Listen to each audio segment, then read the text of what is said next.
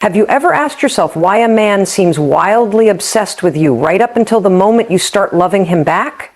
Why he chases with passion, urgency, and fire when you're unavailable, only to turn cold, distant, or disinterested once you're emotionally open? Is it just bad timing, poor communication, or is there something far more hidden, far more psychological, perhaps even ancient at work here? Let me challenge what you might think you know about male attraction. Most women are taught that being loving, nurturing, and emotionally available is the chef's path to being loved in return. But what if I told you that for many men, especially those still operating from unconscious patterns, that exact availability often triggers disinterest instead of intimacy? What if the more you give, the more he retreats, not because of who you are, but because of how his psyche works? This is not about playing games. This is not about manipulation. It's about understanding a deeply ingrained psychological mechanism that operates beneath conscious awareness, shaped by evolutionary pressures, childhood imprints, and Carl Jung's most powerful discoveries about the male psyche. This is where modern dating advice fails you, and where stoicism and psychological clarity can begin to liberate you. You've probably heard the cliche, men love the chase. But that's not the full truth. They don't just love the chase. They fall in love with the feeling of lack, the mystery, the distance that makes a woman feel larger than life in his mind. But is that real love or just a projection? Is he drawn to you or to the version of you he invented in your silence? This is the paradox. And the pain millions of women face, the more effort you make to show him you care, the more you expose yourself, the faster he seems to lose interest. But when you pull away, suddenly you're everything he ever wanted, that emotional whiplash. It's not random. It's rooted in the shadow, in the unconscious longing that every man carries, whether he knows it or not. If you've ever experienced this cycle, I want you to know it's not your fault. But the truth is, you do have the power to break it. In this video, I'm going to show you why men fall more in love with women who pull away. And I'll walk you through 6 deeply revealing psychological insights drawn from Carl Jung's archetypal theories and Stoicism that explain it all. This isn't theory for the sake of theory. These insights could protect you from years of emotional confusion and help you build relationships grounded in truth, not illusion. Forget the superficial tactics. This is about emotional mastery, self-awareness, the art of true feminine power. You're not here to be a tool in someone else's healing journey. You're here to understand yourself so deeply that no man's projection can distract you from your own worth. Are you ready to see how distance creates obsession? Not because you're being cold, because you unknowingly become a mirror to his unconscious wounds. Are you prepared to confront what makes a man chase worship, then ghost the very woman he claimed to love? What you'll learn here will not only explain male behavior, it will reveal the parts of yourself that unknowingly participate in this dynamic too. By the end of this journey, you will not only understand him, you will understand you, and how to stop playing a role in someone else's story and finally live your own. If you've ever been tired of being idealized, then disappointed, confused, then ghosted, this is your moment to choose clarity over chaos, to choose grounded love, love stoic. Now take a breath, stay with me, because what you're about to discover may transform your love life forever. And in part 1, we start with the most haunting truth of all. He's not in love with you. He's in love with a fantasy, the projection trap. He's not loving you. He's loving a fantasy. Have you ever found yourself in the middle of an intense romantic connection, one that felt almost mythical, only to watch it dissolve as quickly as it began? The energy was electric, the chemistry undeniable. And for a moment, it felt like he saw straight into your soul, until he didn't, until he changed, until he disappeared. And you're left wondering, what happened? Where did all that passion go? Why did he seem to adore you one day and become indifferent the next? To answer this, we need to go beyond casual dating advice and dive into the unconscious mind, into the depths. Carl Jung once mapped out in intricate transformative detail. Jung discovered a concept called projection, a psychological process where one person unconsciously casts their inner world onto another. And in romantic dynamics, especially between men and women, this projection becomes a trap, both powerful and painful. When a woman pulls away, especially early in a connection, something almost magical but also deeply deceptive occurs in a man's psyche. Her silence, her absence, or even her calm detachment does not go unnoticed. Instead, it activates a profound psychological mechanism that fills the gap of uncertainty with fantasy. The less he knows about her inner world, the more room he has to imagine. And this is where it gets dangerous, because he doesn't just imagine the best version of her, he imagines an ideal woman, a projection of his own unconscious feminine archetype, what Jung called the Ma. She becomes in his mind not just a woman, but the woman, the mysterious, alluring, spiritually perfect figure that promises to complete him. But this isn't love. It's enchantment. It's obsession born from lack, mystery, and unavailability. And here lies the paradox. The less available you are, the more likely he is to fall into this psychological projection. He's not falling in love with you. He's falling in love with his own dream. This projection is not conscious. He doesn't know he's doing it. He may genuinely believe his feelings are real, and in that moment they are. But they're not grounded in who you are. They're built on fragments, your voice, your gaze, your subtle detachment, all of which he fills in with his based longing. You become a mirror, a screen for him to project all the parts of himself he hasn't yet integrated. Tenderness, intuition, mystery, emotional vulnerability. And the more silent you are, the more mystical you appear. The more space you give him to invent his dream. That dream feels sacred to him. It's addictive. It feels like fate. He'll think, I've never met anyone like her, or she's different, or I feel alive in her presence. But none of this is about you. It's about what you represent in your absence. He conjures a fantasy so powerful that even if you tried to live up to it, you would fail, because no real person can live inside another's projection and remain whole. The moment you start becoming real vulnerable, consistent, emotionally open, he no longer sees them, he sees you. And if he hasn't done the inner work to recognize this pattern, he may begin to retreat. The enchantment breaks, the illusion collapses, and suddenly the woman he claimed to love with all his soul becomes just another person. Sometimes even someone he feels strangely repelled by. This is the first and most common psychological trap women fall into when navigating male attraction. You're adored when you pull away. You're idolized in absence. But as soon as you reveal more of yourself, your emotions, your affection, your presence, his unconscious mind no longer has room to maintain the illusion, and you're left asking, was I ever truly loved? Jungian psychology gives us a haunting answer. No, you weren't, not yet. Because in those early intense stages, he wasn't loving you. He was loving a ghost, his mind created in your image. He was in love with a fantasy, not a woman. That's why the connection felt so intense and so fragile all at once. That's why it felt almost mystical and then turned mundane.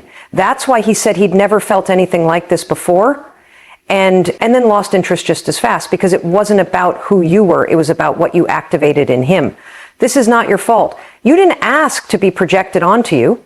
You didn't consciously trigger this process, but understanding it allows you to stop blaming yourself for his withdrawal. It allows you to stop questioning your worth when he disappears. And it gives you the power to stop falling into the cycle of idealization and abandonment now. Ask yourself this: how many times have you mistaken projection for love? How many times did a man seem to fall for you only when you were emotionally unavailable, distant, or hard to read? And how often did that love vanish the moment you got closer, the moment you gave him access to your full presence? This isn't a coincidence, it's a pattern, it's a cycle deeply embedded in the male unconscious. And unless he has done serious inner work, unless he has confronted and mitigated hisma, he will keep repeating it with you, with the next woman, with every woman who stirs something mysterious in him. This is where love, Stoic, becomes essential. Because to see this projection clearly and not be pulled into its trap requires stoicism. It requires emotional neutrality, self-possession, and the strength to witness a man's obsession without being intoxicated by it. Stoicism doesn't mean being cold. It means staying anchored. It means refusing to mistake illusion for intimacy. The truth is, projection feels like destiny. It feels like magic, but it's just chemistry and shadow and unmet needs wrapped in romance. So if you want to be loved for who you really are, not for the idea he built in his mind, you must be willing to recognize the signs. Idealization that comes too quickly. Intensity that feels disproportionate. Fantasies he projects onto you before truly knowing you. These are red flags, not love songs. And here's the hardest truth of all. If you feed this projection by staying mysterious just to hold his interest, you may win his obsession, but lose yourself. You'll be trapped playing a role you never auditioned for, living up to a standard that was never real. You'll start to monitor how open you are, how vulnerable you're allowed to be, just to preserve the illusion. But love without authenticity is not love. And when the mask finally drops, when you can't help but be real, he'll vanish. Not because you did something wrong, but because you were never the person he loved to begin with. You were the canvas he painted what he wanted to see, and now he can't unsee that. It was never really you. If you've ever experienced this, you know the emptiness it leaves behind. But now with this knowledge, you can step out of the trap. You can begin to build connections based not on distance and mystique, but on truth, presence, and mutual self-awareness love. Stoic means loving from a place of clarity, not craving. It means seeing projection for what it is and choosing not to build your worth on how someone else imagines you. The next time a man falls hard while you pull away, don't be flattered too fast. Be curious. Ask, does he know me, or is he in love with who I'm not? If the answer is the latter, don't try to correct his illusion. Just keep being real, because only the man who can see past hisma, only the man who can love you after the mystery fades, is the man who truly sees you. And that kind of love is rare, but it's real. And it's worth the wait. 2, emotional scarcity, the rarity effect that triggers obsession. There's something powerful about what's missing, something irresistible about what we can't quite reach. Have you ever noticed how a man who once seemed disinterested or even indifferent begins to obsess over you the moment you pull your energy back? Why does absence speak louder than presence in the psychology of male attraction? Why does being available, being kind, consistent, emotionally warm, so often lead to disinterest or worse, invisibility? It defies logic, but not psychology, and especially not the psychological insights drawn from Carl Jung's work and the emotional clarity we cultivate through Stoicism. When you're always emotionally available, the mind becomes numb to your presence. You become predictable, safe, known. And while those qualities are the foundation of real love, they don't trigger obsession. They don't stimulate the ancient psychological patterns buried deep in the male unconscious. But when you become less available, emotionally, mentally, even energetically, something else begins to take over. Scarcity, rarity. The primitive impulse that tells the human brain if something is hard to get, it must be more valuable. This is not a rational process. This is not about love or compatibility. This is an unconscious mechanism wired into the male brain through centuries of evolutionary development. When a woman becomes less accessible, a man's brain unconsciously increases her perceived value. Her absence becomes proof of worth.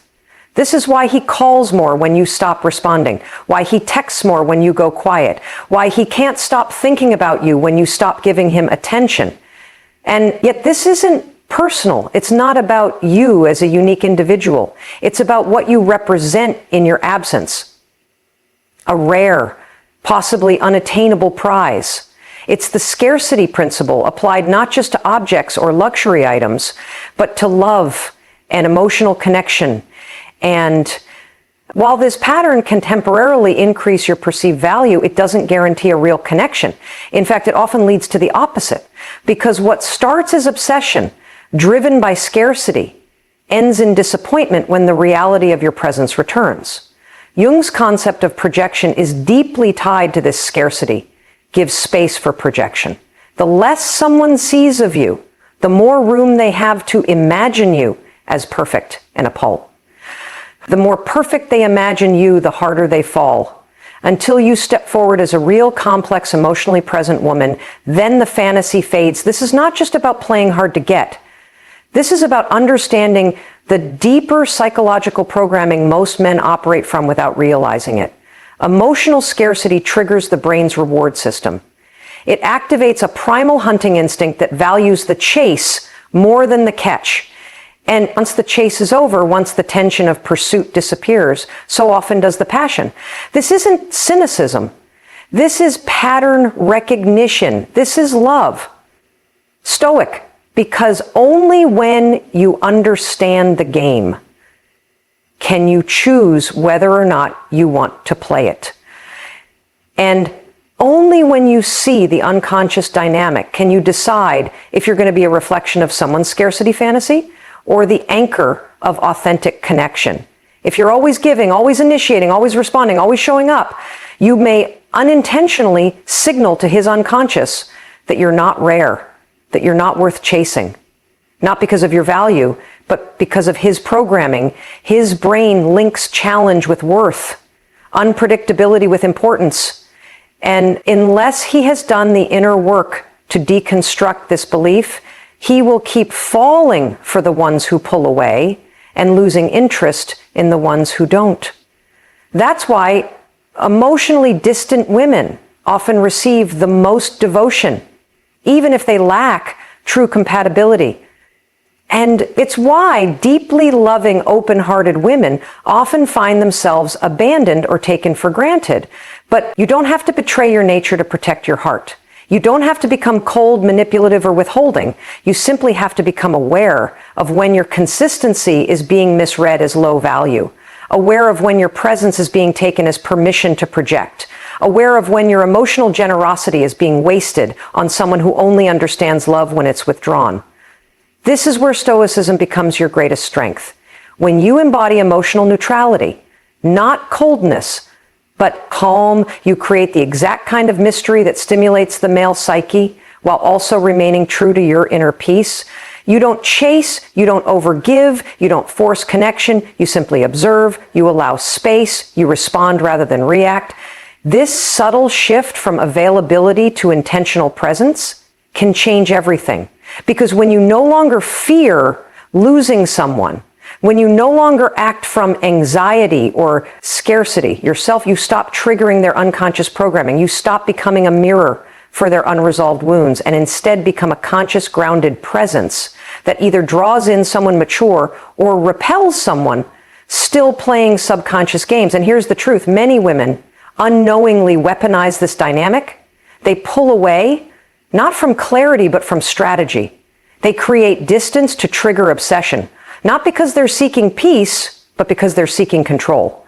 And yes, it can work. Emotional scarcity can make a man fall in love, but not with you, with the feeling he gets in your absence, with the reward he imagines when he wins your attention again, with the thrill of the unknown. This isn't real love. It's a chemical cycle, a psychological addiction, an emotional illusion. And like all illusions, it ends. So the deeper question becomes, are you comfortable being loved more when you're not fully present? Are you willing to be cherished as a fantasy and dropped as a human. If not, then your work is not to become more scarce, but to become more whole. When you operate from wholeness, from the grounded, integrated strength that Love Stoic teaches you, no longer need to manipulate distance to maintain desire. You let people show you who they are. You let absence reveal truth. You let stillness bring clarity. And you stop fearing that your presence will push someone away. Because if your presence is too much, that person was never truly seeing you. They were only responding to their own scarcity programming.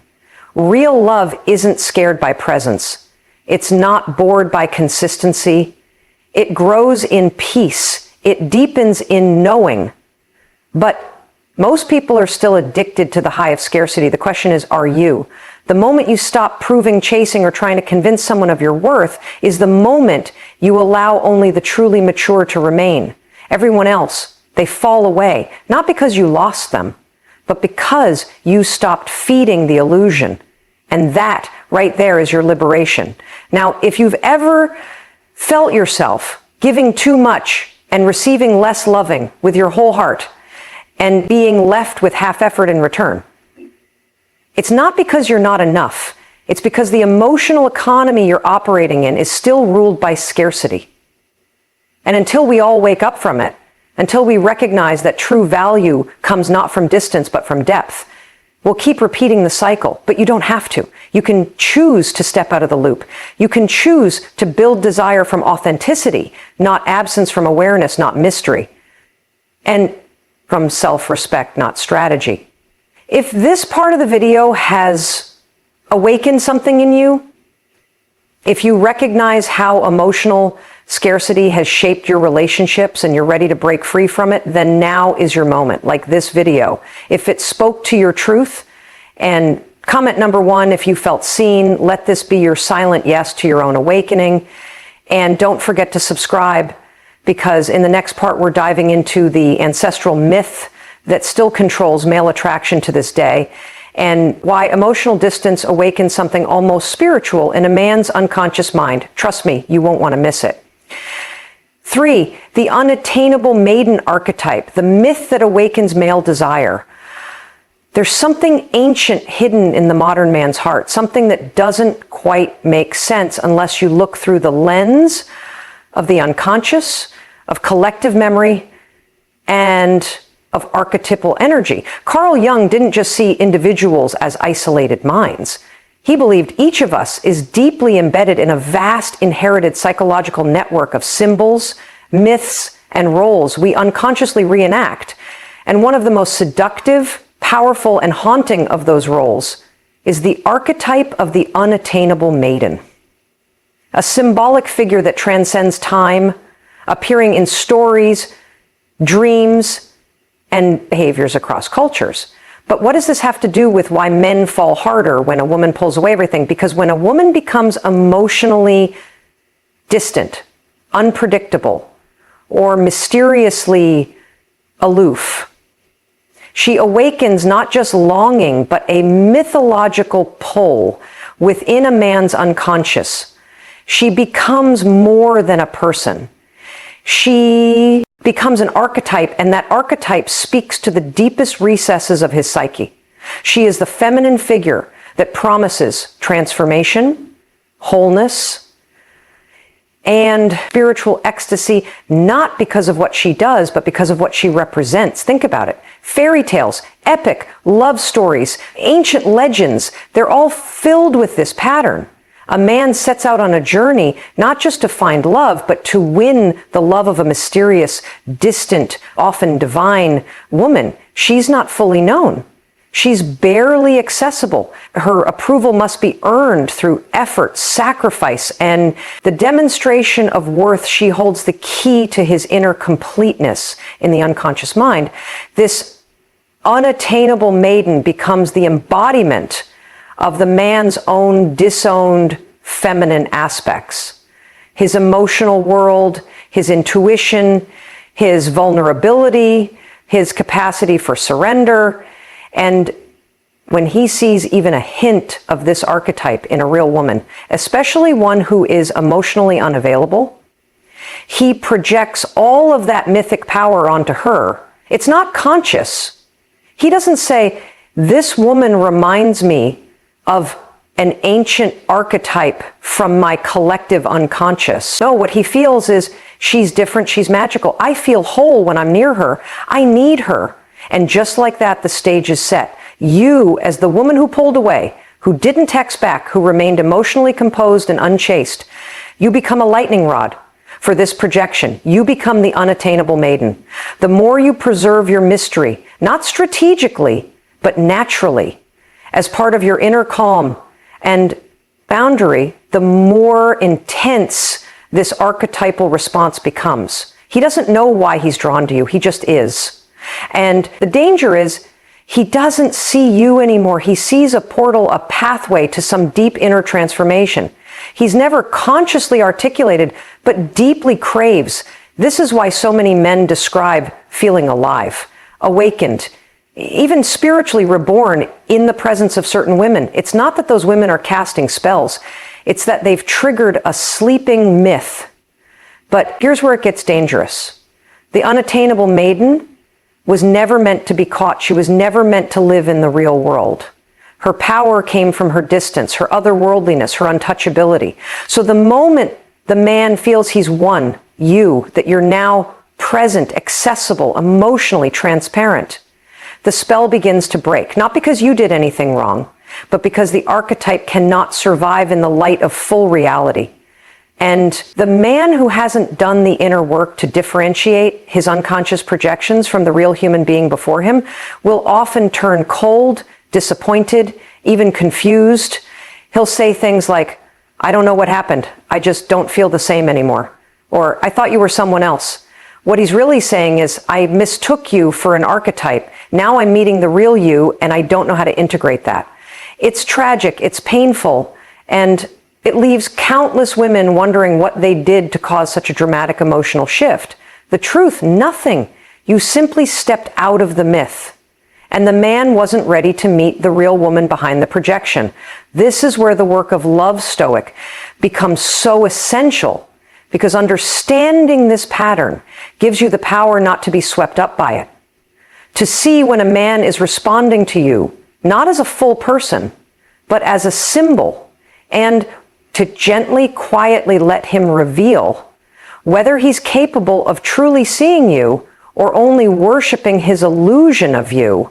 When you feel a man pedestalize you, idealize you, rush to claim emotional depth before time, or trust have developed, that's your signal, that's your moment to slow down, to stay grounded, to stay rooted in who you really are, not who he's projecting onto you.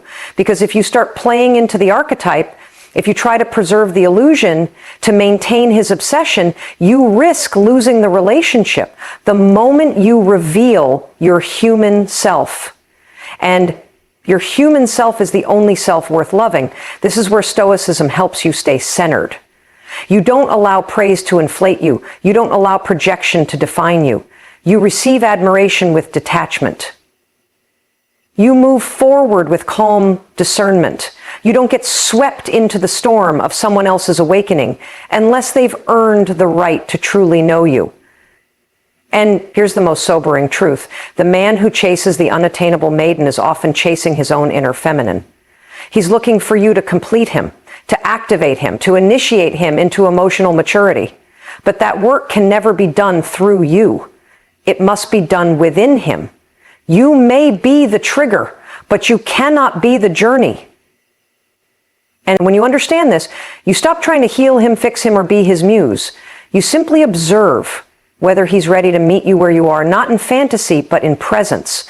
Because real love isn't built on projection. It's built on integration. It's not a dream. It's a practice. It's not sudden fireworks followed by confusion. It's clarity followed by depth. And very few people, especially men still living through archetypes, are ready for that. But you are, or you wouldn't be here. You wouldn't be reading these words. You wouldn't be searching for a deeper, truer, more conscious way to love and be loved. You've likely been the unattainable maiden before. You've likely seen how men fall for your mystery but struggle with your truth. And now you know why. Now you see the myth that was playing in the background. And now you can choose something different. You can choose to be seen for who you are, not for who you appear to be. In emotional distance, you can choose to love, not as an escape, but as an encounter. You can choose to stop embodying the role of the goddess who saves, awakens, and heals, and instead be the woman who stands in wholeness, who doesn't need to be worshipped, who doesn't chase obsession, but who welcomes real recognition love. Stoic is not about denying connection. It's about deepening it. It's about peeling away illusion, so what remains is solid, lasting, and real. And in that spirit, you don't manipulate distance. You embody self-containment. You don't seduce with silence. You move with discernment. You don't inspire transformation. You observe whether the man before you is willing to do his own inner work. That's the new feminine power, not to be chased, but to be mirrored with equal awareness, not to play hard to get, but to live as hard to misread. And that only happens when you step out of the myth and into your truth, because only then can you know if he's ready to love the woman, not the archetype, not the maiden, not the muse, just you. And that is the most radical, most sacred love of all four.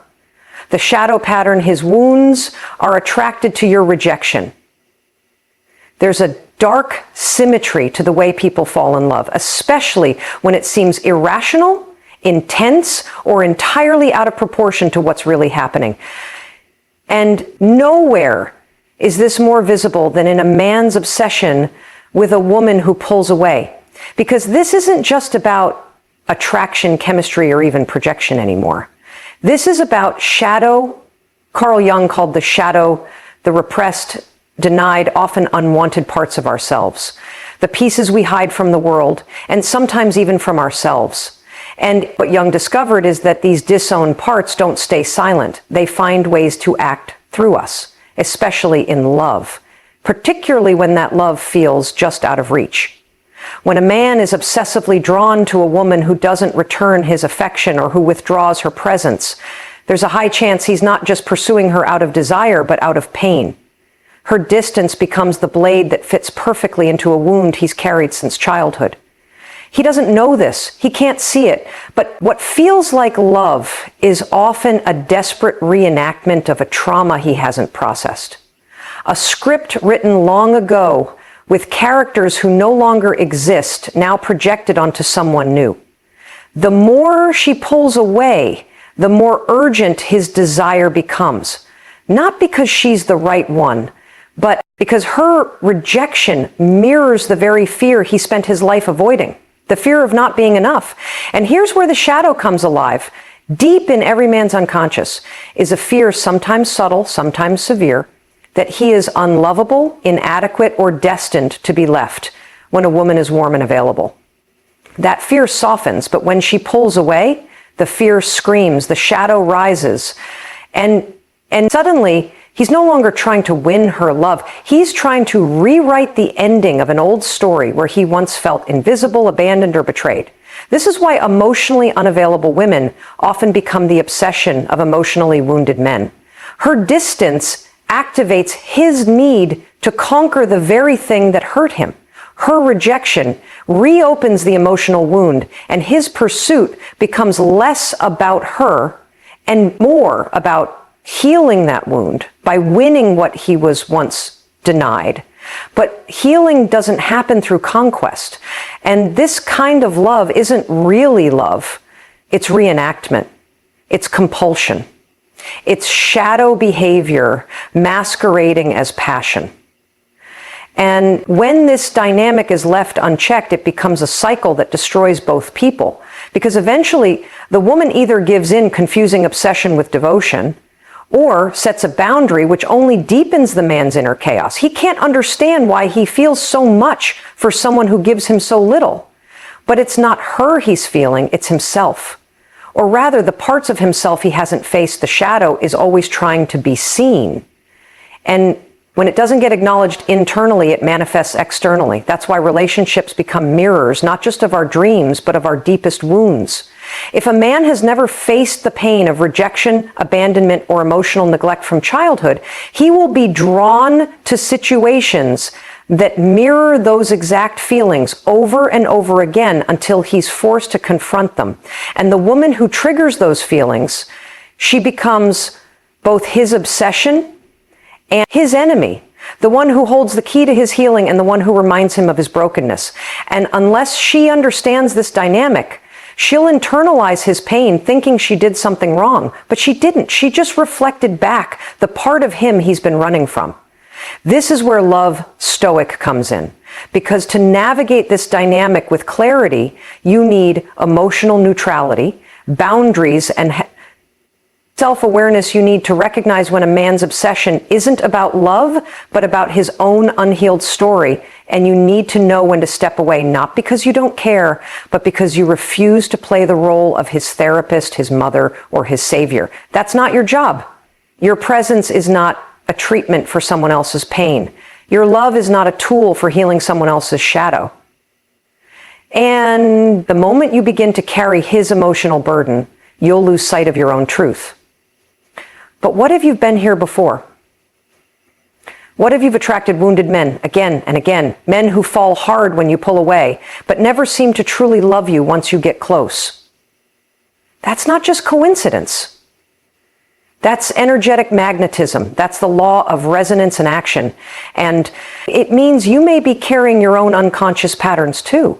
Because just as men project their shadow onto women, women project their own wounded masculine onto men, the part of them that believes they have to fix, rescue, or win approval to be worthy of love. That's not stoicism, that's codependency, dressed as compassion. And the only way out is to look within, to ask, what parts of me still seek validation from someone who can't even validate themselves? What wounds am I trying to heal through relationships that keep me in cycles of pursuit and rejection? These questions are uncomfortable, but they're necessary, because the moment you answer them honestly, you begin to reclaim your power. You stop being a mirror for someone else's pain and start becoming a container for your own healing.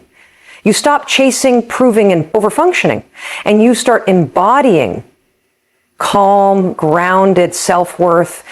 That's the essence of love. Stoic, you don't suppress emotion, you master it. You don't avoid connection, you choose it consciously. And you don't allow yourself to be the emotional playground for someone else's unresolved trauma. Because when you love from the shadow, you'll always attract its reflection. But when you love from wholeness, you attract presence, peace, partnership. That doesn't mean you'll never encounter wounded people again. You will, we all do, but you'll recognize them faster. You'll detach sooner. You'll walk away not with resentment, but with wisdom. You'll know that their obsession was never about you, it was about them. And that your rejection was never cruel, it was clarifying. It revealed the wound they'd been carrying all along. And while you can't heal it for them, you also don't have to suffer because of it. If this part of the video resonated with you, if you've ever been the woman who unintentionally triggered a man's obsession, or the one who tried to carry a love that wasn't really about her, then let this be your moment of release. Like this video. If it helped you see through the shadow, comment number 1 below. If you're reclaiming your peace, and subscribe now, because in the next section, we're going even deeper into the sacred mirror effect of individuation. And how a man's love for your distance may actually be a call to love the repressed parts of himself. You won't want to miss it. 5, the individuation cycle. When you become a mirror in the hidden architecture of human attraction, few forces are as profound or as poorly understood as individuation, the lifelong psychological process Carl Jung described as the journey toward wholeness, toward becoming a complete and integrated self. When we fall in love, we rarely recognize how much of that love is not about the other person, but about what they awaken in us. what they reflect back to us and what they unconsciously symbolize in our own inner worlds. And when a woman pulls away, when she creates distance, silence, or mystery, she inadvertently becomes a powerful mirror for a man's unexplored inner life. That mirror is not blank. It's archetypal, emotional, and reflective of everything he has not yet owned within himself. This is not love in the traditional sense. It is projection-driven desire, spiritual longing in disguise, a soul-level yearning to meet and integrate the repressed feminine within in Jungian terms. This is not a romantic journey. It is a psychological one.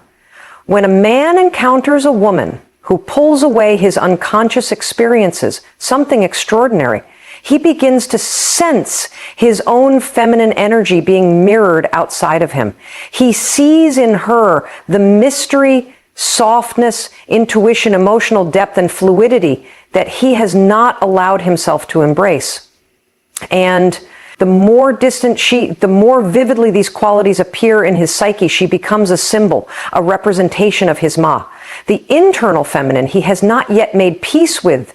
This phenomenon creates what feels like love, but is actually the beginning of individuation. And in that moment, she becomes a psychological guide, not because she teaches him anything, but because she activates a dormant process within him.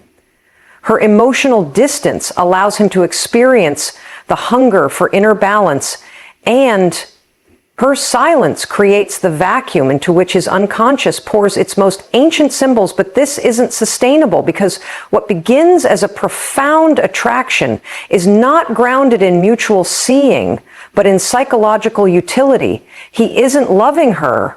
He's using her as a mirror to access the buried parts of himself. This is why so many intense relationships begin with obsession and end with disillusionment. Because once she believes he's found her, once she becomes real, human, present, the illusion fades, the mirror stops reflecting mystery and starts showing reality. And if he hasn't continued the individuation process within, he will unconsciously resent her for no longer being the projection screen for his psyche. And yet here lies the paradox. While she may have initiated this unconscious transformation, she is not responsible for completing it.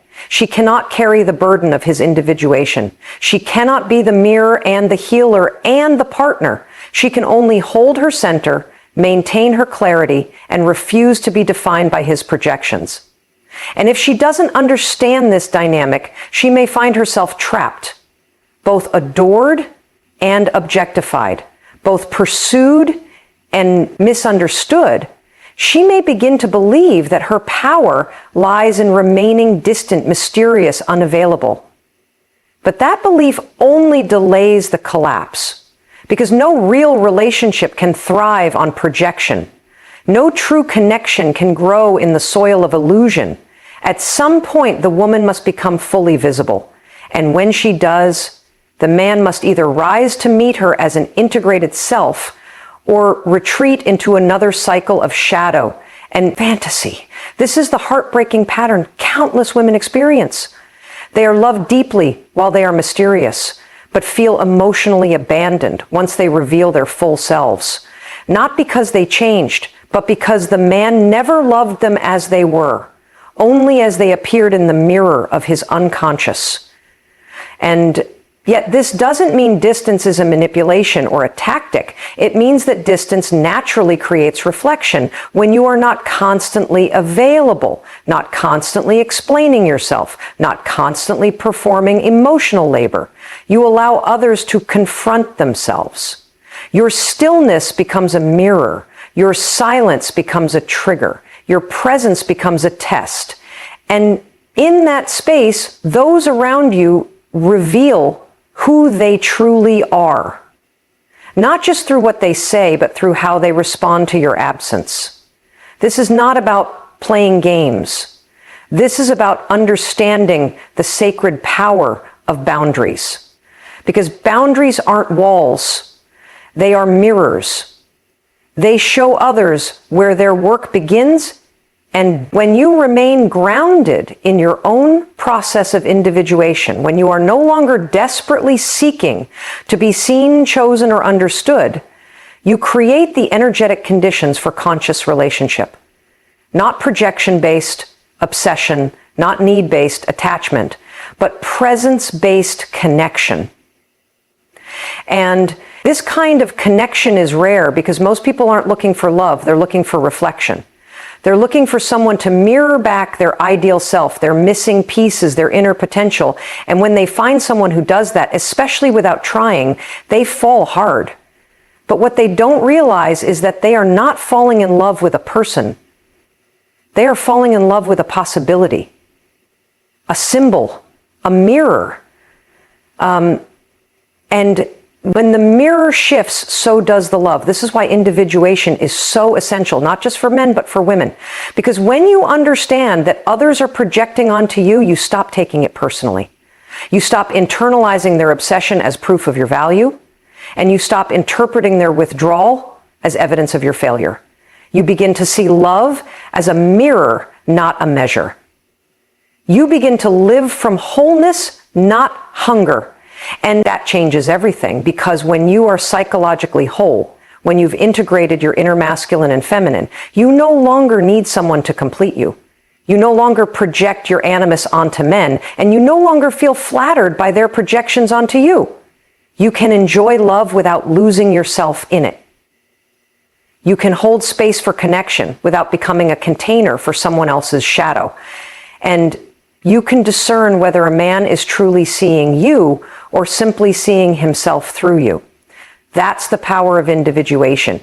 It liberates you from being a role, a symbol, a mirror, and allows you to be a person, a full, living, breathing, imperfect human being. And that's the only self that can ever be truly loved. Anything else is a performance.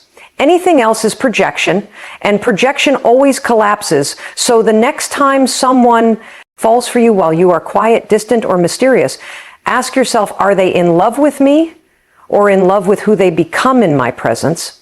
Are they seeing my soul or chasing their own? Are they drawn to who I am or to the reflection of their unfinished work? These questions don't just protect your heart, they refine your perception. They elevate your standards. They bring you back to your center.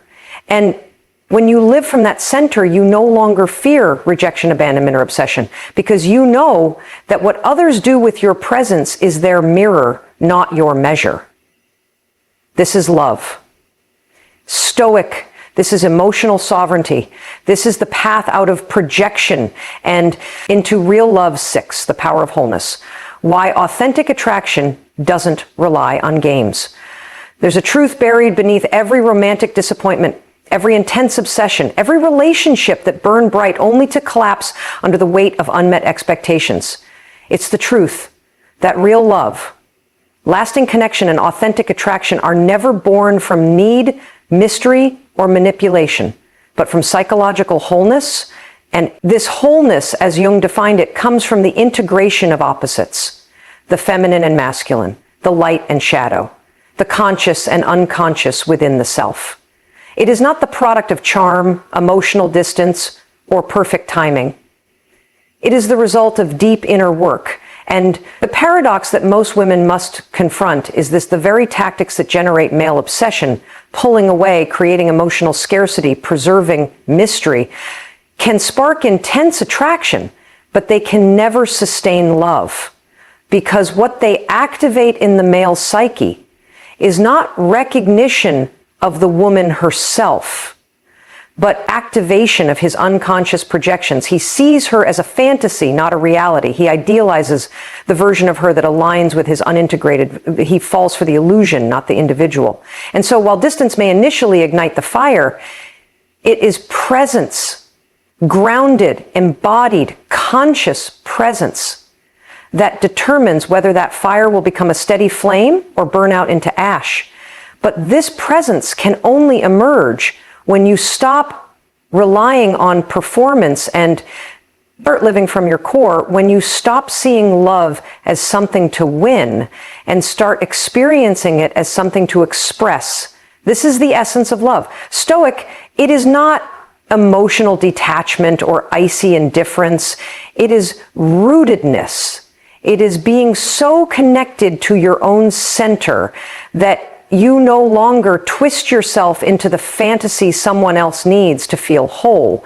You become whole within yourself.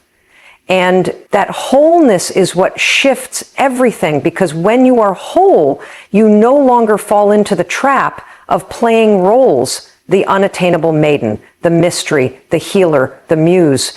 You stop being a mirror for someone else's unhealed putts. You stop being the emotional puzzle piece they try to fit into their incomplete narrative.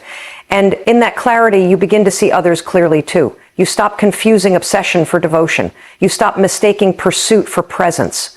You recognize the men who chase intensity but fear intimacy.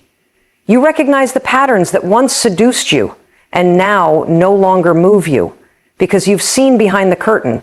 You've watched love built on projection collapse into indifference, and you've learned that anything not grounded in truth eventually dissolves. And now finally you're ready to do love differently, to choose connection over chemistry, to prioritize emotional maturity over mystery, to value depth over drama. This doesn't mean you'll never pull away. It means that when you do, it's not to provoke attention, but to preserve your peace. It's not a strategy. It's a boundary. And when a man meets you there in that space of grounded clarity, you'll know he's not being pulled by fantasy. He's being drawn by your essence, not because you're withholding, but because you're whole. That wholeness is magnetic. It doesn't shout. It doesn't chase. It doesn't beg to be seen. It is simply undeniable.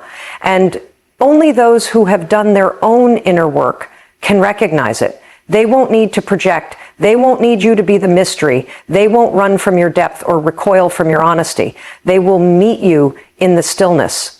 They will honor the reality of who you are, not the dream they use to escape their own emptiness. And if they can't, you let them go, not with resentment, but with reverence, because you now understand that not everyone is meant to walk with you. Some people were only ever mirrors, and mirrors can reflect, but they cannot stay. So you release them. You release the chase. You release the fear that being seen will make you lose the love, because the love that can't survive your truth is not the love you were born to keep. And the truth is, the more integrated you become, the less tolerance you'll have for games, for hot and cold dynamics, for relationships built on tension instead of tenderness. You'll see clearly that obsession born from distance is not the same as intimacy born from mutual. Seeing one is based in fantasy, the other is rooted in reality. And your path now is, the second you are no longer interested in being loved for what you withhold, you are now committed to being loved for what you are willing to reveal. And that takes courage, because when you reveal your full self, your needs, your feelings, your dreams, you risk rejection. But here's the secret. That risk is the only path to real love, because only in your full expression can someone see you fully. Only in your wholeness can someone offer their own. And that is the sacred union Jung spoke of. Not the merging of two half-formed selves, but the joining of two integrated beings who choose each other from completeness, not from craving. This is the kind of relationship that doesn't burn out after the chase. This is the love that doesn't fade when the distance disappears. This is what happens when you stop using emotional scarcity to attract love and start using emotional integrity to sustain it. Because the moment you become whole is the moment you stop needing others to validate your worth. And in that freedom, you become the kind of woman who doesn't just attract attention. You command respect, not through effort, but through essence, through stillness, through truth. And in this way, love, stoic, is not a method. It is a state of being. A state where love is not a performance, but a presence, not a strategy, but a sacred unfolding. And if you've reached this point in the journey, you're already awakening to that truth. You're no longer seduced by projection. You're no longer bound by rejection. You see the game and you choose not to play it. You choose instead to create a new model of love, one built not on power dynamics, but on presence, not on scarcity, but on soul. And if this message spoke to the deepest part of you, I invite you to stay with this energy, to protect it, to honor it, and if you feel called, show your resonance like this video. If it helped you reclaim your clarity, comment number 1 below. If you're walking the path of wholeness, and subscribe now, because the next chapter will reveal how women also project, and how your animus may be shaping your attractions in ways you never realized. The liberation doesn't end here. It only begins now that the veil has been lifted, now that you've seen the hidden architecture beneath male obsession, romantic projection, and the push-pull chaos that leaves so many women confused and heartbroken. The question becomes not how can I get him back, or how do I keep his interest, but rather, how do I stay rooted in what's real? This isn't about using emotional distance as a tactic to manipulate attention. It's about awakening to the psychological patterns that have been operating beneath your relationships for years, perhaps decades, and choosing at last to step outside of them. It's about recognizing that obsession is not love, projection is not truth, and distance is not a substitute for intimacy. You now know what most will never understand, that much of what we call romance is often an unconscious dance between wounded parts of ourselves, seeking completion through another. But love, real love, is born not from the need to be completed, but from the freedom to be fully seen. The man who chases you while you're distant is not always the man who can hold you when you're present. And you, as a woman who has tasted both the thrill of being idolized and the ache of being misunderstood, are now standing at a threshold. You can keep playing the role. You can keep giving just enough mystery to stay on the pedestal, or you can step off of it. You can risk being fully human, fully open, fully real, and yes, that will filter out many who were only there for the fantasy. But what remains, what finds you in your wholeness, will be worthy of the love you've spent a lifetime trying to give. Because the truth is, your essence was never too much. It was never the problem. It was never the reason he left. He left because he never met you. He met the version of you he needed in order to feel something in himself. And now with this clarity, you are free. Free to walk away from the games. Free to break the pattern. Free to choose love. That doesn't vanish when you stop performing. And when you choose that, when you commit to seeing and being seen, you become part of a quieter revolution, a movement not of dating strategies or emotional tricks, but of women who are done being mirrors and ready finally to be met.